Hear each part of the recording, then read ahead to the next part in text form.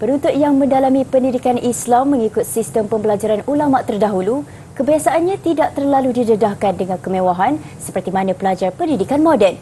Malah, proses menuntut ilmu itu kebiasaannya berlangsung secara bermujahadah iaitu lebih bersusah payah. Meskipun begitu, ia sedikit pun tidak melunturkan semangat penuntut dari Pondok Madrasah Al-Imaniyah Balok Kuantan untuk terus berjuang menuntut ilmu. Untuk perincian lanjut, wartawan Aslina Abu Bakar mendekati penuntut sekolah pondok ini dalam segmen Potret Inspirasi. Sekolah pondok yang masih mengamalkan sistem pembelajaran secara tradisional kebiasaannya dibina di kawasan pedalaman atau di pinggir hutan. Mereka bukan sahaja berpeluang mendalami ilmu berkaitan Al-Quran, Tauhid, Tafsir, Fiqh, Nahu, Saraf dan Hadis, malah turut dididik hidup berdikari dan bersusah payah agar mereka dapat membina jati diri menjadi insan yang kuat dari segi rohani dan jasmani. Kat sana tak macam dekat asrama lain lah. Kita kat sana memang mujahadah, susah payah sikit lah. Air, angkut air dengan telaga. Belajar kitab-kitab lama, kitab-kitab dulu.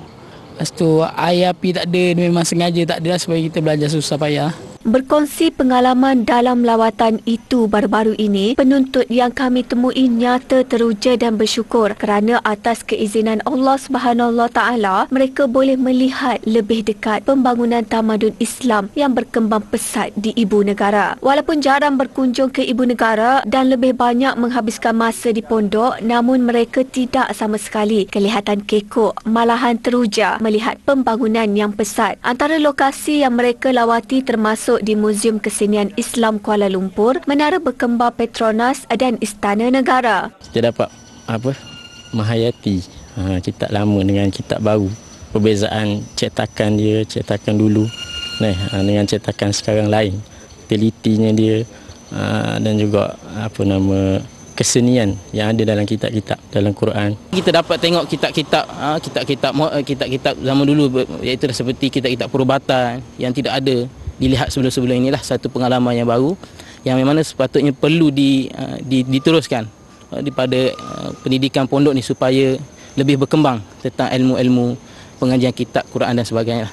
Lawatan selama sehari itu dianjurkan Yayasan Alamiyah dan kerjasama Istana Negara, Yayasan Al-Bukhari dan Petronas. Sementara itu, penganjur program berkata tujuan utama program itu adalah untuk memberikan pendedahan melalui pengalaman yang berkonsepkan online at real time kepada pelajar-pelajar pondok yang terlibat. Sebab diorang ni semuanya kebanyakan sekolah-sekolah yang di luar bandar dan di hujung-hujung hutan. Jadi saya nak bagi diorang pendedahan di Kuala Lumpur ada apa.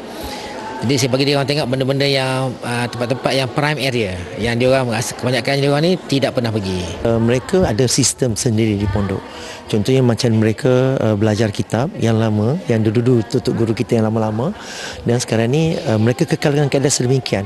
Dan dari sistem pendidikan, mereka fokus, mereka belum lagi membuat fokus pada pengajian sekolah kebangsaan. Jadi apa yang kita di peringkat yayasan, kita bagi pendedahan kepada mereka, dan insya-Allah ilmu yang mereka berada di pondok tu boleh digunakan sebenarnya di peringkat yang di peringkat yang dalam pembangunan negara, keperluan juga kepada pembangunan negara. Selain itu, seramai 80 pelajar dari Madrasah Al-Alamiyah Kota Sas dan Madrasah Aliyah Ampangan Negeri Sembilan turut hadir memeriahkan majlis bacaan, maulid dan kasidah. Antara guru yang terlibat, Syekh Ali Abdul Qadir Al-Tawri dari Alamiyah Institute London, Baba Mak Mawi dari Patani Thailand, Baba Zaidi Malik dari Kuantan dan ulama Syekh Ramli dari Cenor Pahang. Laporan Aslina Abu Bakar. Yang sebelah sini